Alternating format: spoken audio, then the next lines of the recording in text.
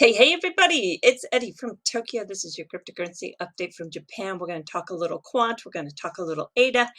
We're going to see a big tweet coming from Ripple's Brad Garlinghouse. Yeah, it is really something interesting in regards to what Hinman has said.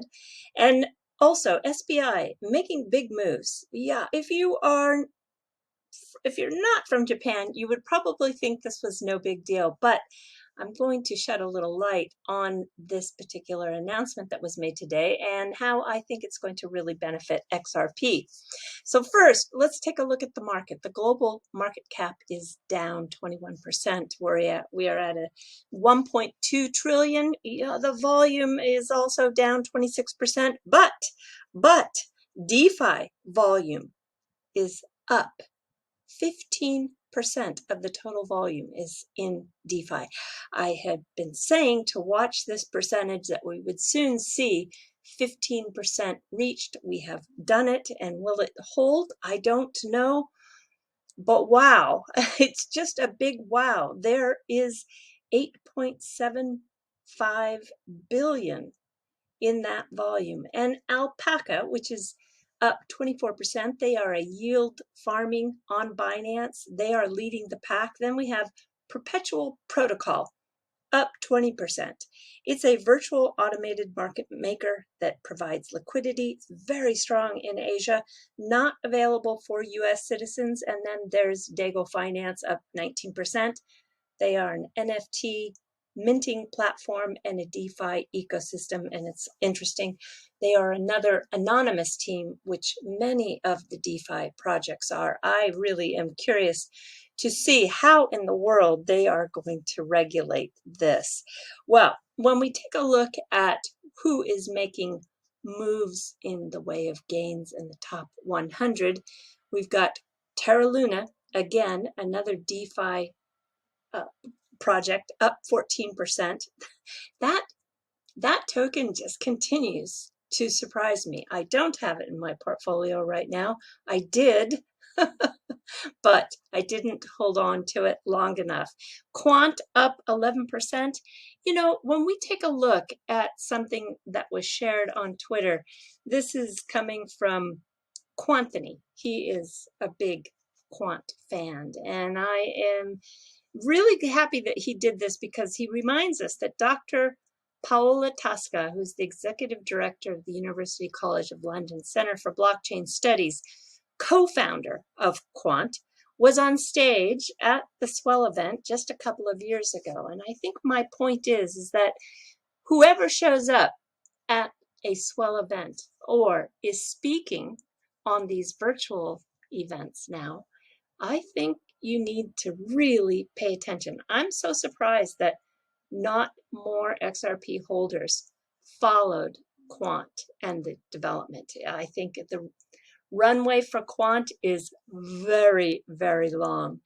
And so here we have also some news coming out of Japan for ADA. It's great because Japan has very strict listing requirements. So this is really a big congratulations to Charles from, of course, the Cardano project, and they will soon be launching their smart contracts. I hope it goes well for them. This is a big announcement that BitPoint Japan will soon be the first exchange to handle or list ADA. There is an article that came out that Cardano is on the verge of dominating Asia as ADA finally gets approval for listing in tough Japanese market. Yeah, it is not that easy to get listed here. So it is quite a big congratulations. On the BitPoint website, it is scheduled for late August 2021. I think it's really going to do wonderful things for ADA. And now we have a little bit of what happened today with Gary Gensler. This, who you're looking at, is the most recent director of the board for Ripple. This is Anya Manuel. She's been a long time advisor for Ripple, one of the sharper minds, absolutely globally speaking, for policy and for international business. She was an attorney at WilmerHale, and she also did a little bit of investment banking.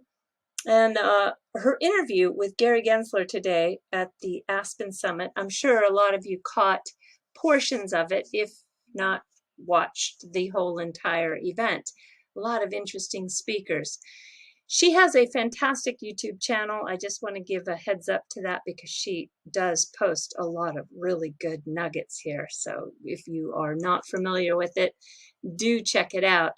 Well, I loved reading everybody's commentary. You know, Chip and Jungle had a video today that was just pure fire. But I think I want to maybe chime in and say that I don't think Anya was tough enough on him. I think she was a little too easy, considering that this has been going on for years. As she was advising Ripple years ago, you can get this frustration that she had all the way back in 2018 when she spoke at Swell.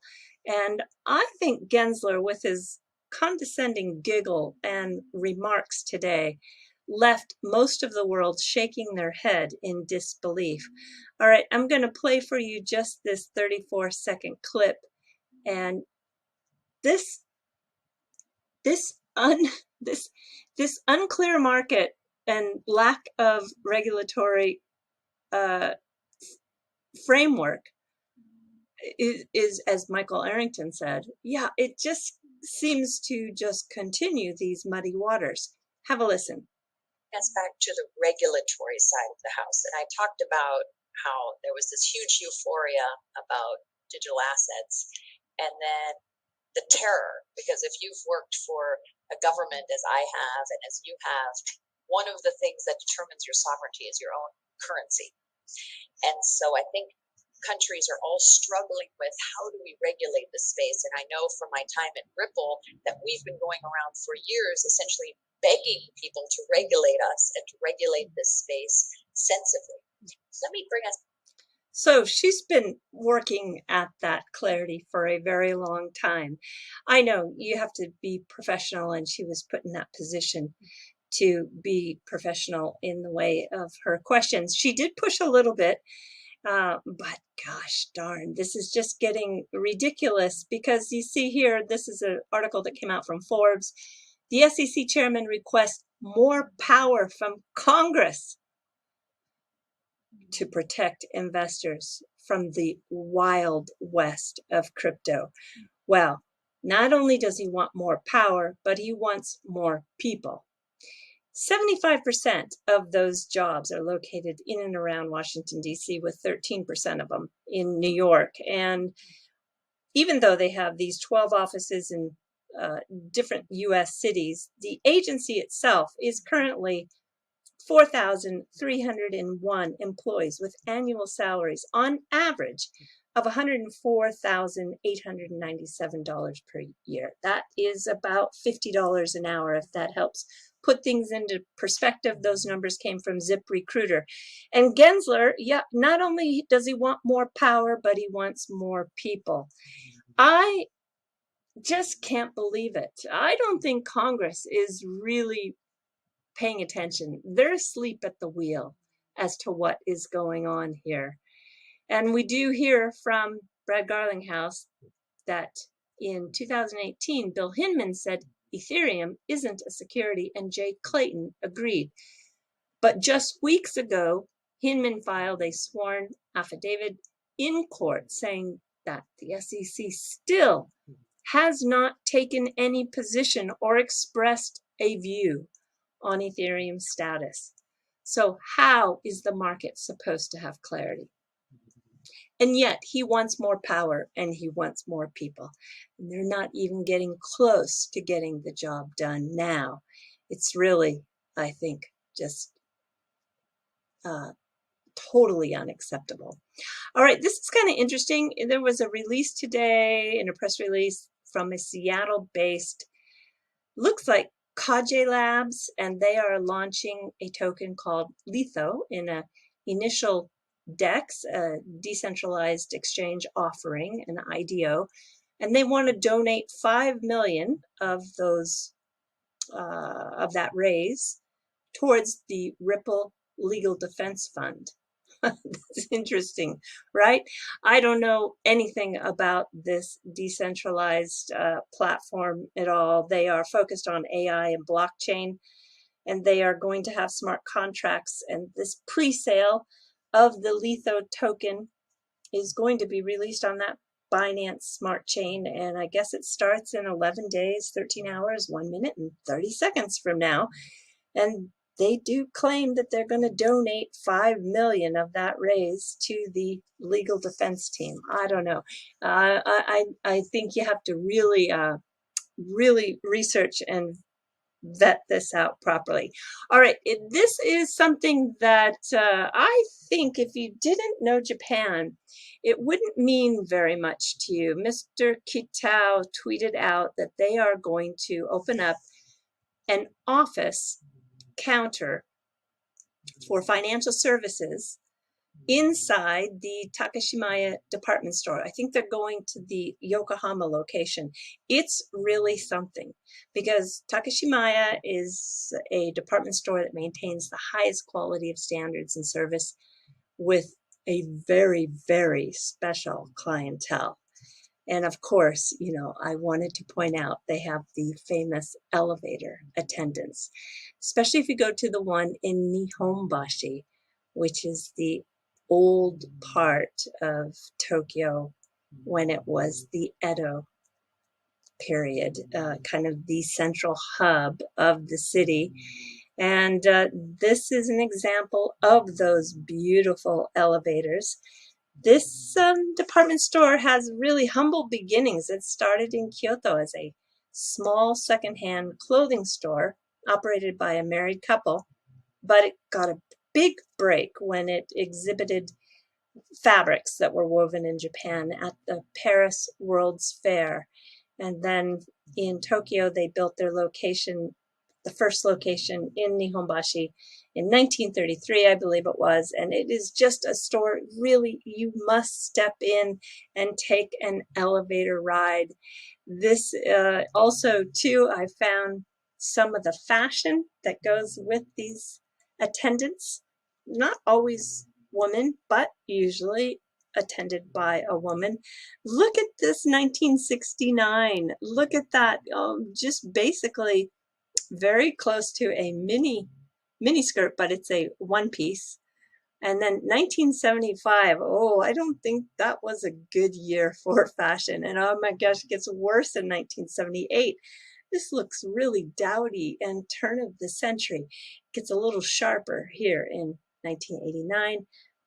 1974 is my favorite. This is great. Then we have 77, 85, and now actually this is for sure up till about 2017. I haven't been inside this store for about a year. I actually shop at the one in Ginza. That's my Takashimaya, and I have a really fun story to share with you, and that is I have been collecting these heron plates for 20 years. This is a really beautiful hand-painted porcelain, and it is, yeah, I get it every year, and they change out the motif based on the zodiac guardian. This is a dragon, so this one happens to be from 2012, but as I said, I have more than 20 of them. And it was, I always go to the same location in Ginza. Well, one year, and I can't remember even what year it was, I was very late to go get my plate. And I think I showed up like summertime. I remember it being very warm. And I just didn't say anything. Just was looking around to see if they still had some on display. I felt kind of sad because I thought I missed it. And it's a very seasonal item. They're limited, and I just didn't know if I was going to totally just miss out on that year. So I happened to ask the woman who was working, and I said, you know, Simasan, do you have my plate? And I missed picking it up. Usually I picked it up around the first of the year. She says, oh, we've been waiting for you. She went into the back. Out came my plate, wrapped with my name on it. Can you believe that? I had no idea who she was, but she remembered me. And they had been holding my plate for at least 6 months. And they never called to bug me. They just made sure, without even talking to me or prearranging, no prepayment, nothing. They had reserved one, boxed it, put my name on it, and left it waiting for me. 6 months. Blown away. So that's the kind of service that this Takashimaya is famous for. And this is really great. This is an example of what you'll experience when you do go in that elevator.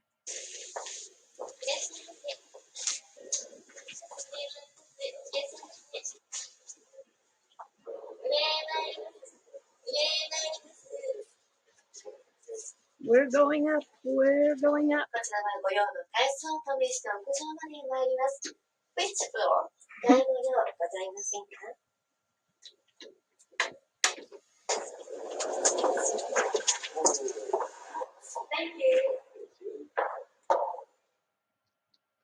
That's the service.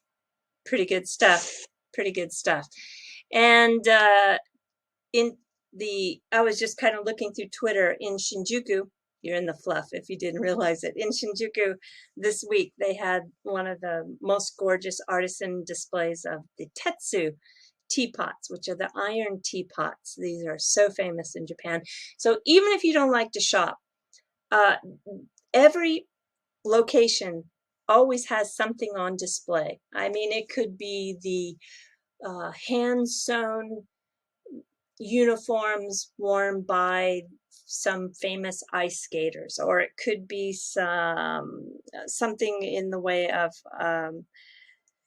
handmade paper goods. I mean, it's just always high quality, very interesting displays. This one happens to be in Shinjuku on the 11th floor, and I think it ended this week, or it ended on the 2nd, actually, I think is what it said. So I think its final day was Monday. But no doubt, no matter what location you go to, head to where they have their special exhibition, and they will have some really quality, beautiful, traditional goods, I'm sure. All right, and last but not least is just to tell you that Skye Brown, the gal who grew up in Miyazaki, Japan, but was on the UK Olympic team, she got her bronze medal. She's only 13 years old, and she just turned 13, so she's one of the youngest gold medal winners in all of the Olympic record-setting age for all those events. Yeah, fantastic, right? Fantastic.